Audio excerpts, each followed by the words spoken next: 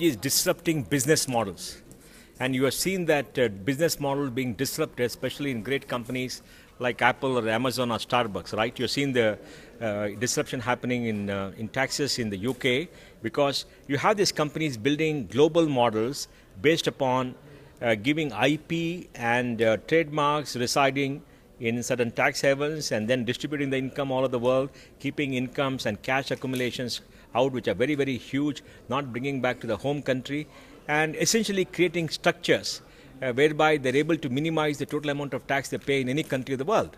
And it also implies that technology disrupting the way where taxes are collected and the way income is sourced to various destinations.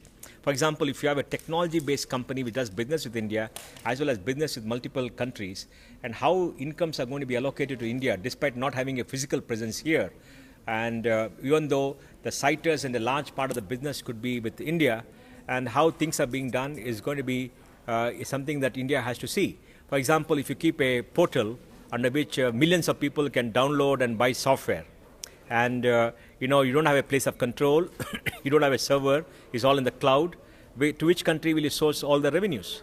And you could do it from a tax, from a country which has a tax shelter, which is a country of a very low tax jurisdiction like a Dubai.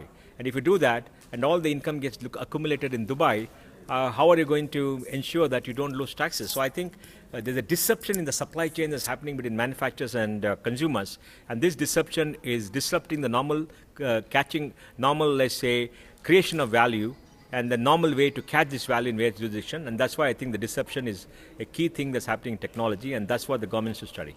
Final question. Will the ITRAF wade into controversial issues? For example, in the presentation, one of the members talked about share valuation, someone talked about indirect transfers, you have the Cyprus notification now. There are a lot of controversial issues like that. Will the ITRAF wade into every controversial issue? I think there are... For example, if there's a big $1 billion notice on one of the companies, will ITRAF take a position? No, ITRAF will only talk about principles of taxation, not individual issues. We're not here to further the cost of any individual corporation, individual issues. We will look at broad-based principles which have an impact across the board. And because behind every tax issue, there's a principle of taxation. And the principle of taxation should be based upon an economic rationale of taxation, because economics drives tax all over the world. So we're going to look at principles, we're going to look at issues, and we're not going to look at individual challenges that companies